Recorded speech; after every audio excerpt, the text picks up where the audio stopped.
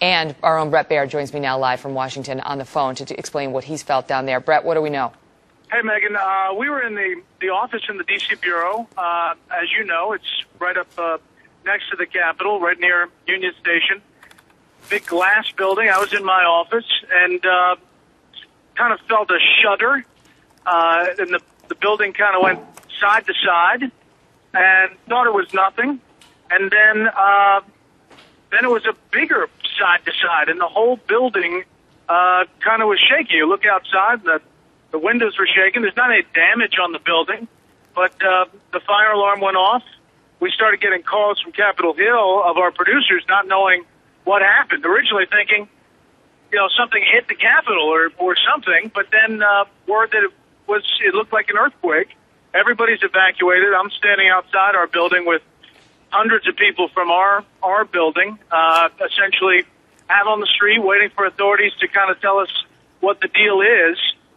Nobody's hurt, and there's no damage to the building, but it was something to feel here in the middle of the nation's capital, the floor completely shake side to side, and everybody ran out of the building using the stairs. They're saying now, Brett, that the epicenter was between Charlottesville and Richmond, Virginia. That is not the suburban D.C. area. That's a considerable distance away, and yet it is affecting not just Washington, D.C., but all the way as far north, they can tell you firsthand experience, to New York City. Now they're saying, according to Reuters, that it was a magnitude 6.0 earthquake. Initially reported at 5.8 magnitude. This one now updated to have been a 6.0 quake, striking the United States East Coast. Of all up and down around the capital city area of major shaking, and no reports of damage, just anecdotally what we're hearing here in D.C. But I can tell you that I'm standing in the middle of the street, and the Capitol is evacuated. There are thousands of people streaming out of the Capitol building, even though most people aren't around here. Most of Congress is gone, but there's still folks who are working in and around the Capitol area. And everybody's on the street, and waited. The fire alarms are kind of going off. We just got past details.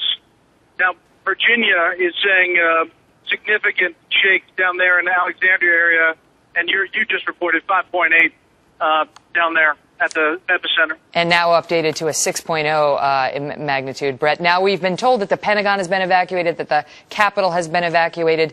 Would they evacuate the White House, given that the president is not there? What can we expect at the Supreme Court, at the other federal buildings in Washington, D.C.? And just want to tell our viewers, on screen right is Times Square. On screen left is a view of the Capitol Dome in Washington, D.C. New York City, Times Square feeling this. Boston feeling this. The epicenter, we're told, again, down in Virginia, in between Charlottesville and Richmond, VA. Brett? Yeah, well, I can tell you that any federal building will be evacuated. So I assume the White House falls under that category, and there will be evacuations there, even though the president's staff are in Martha's Vineyard. I can tell you that as a precaution, police are now streaming the streets. Here comes some authorities trying to get people to the side of the road. And people are just out and about waiting to hear what is going on. I'll also say that, this was a pretty quick event, at least from our perspective. It only lasted a few seconds, but clearly everybody felt it throughout Washington, D.C.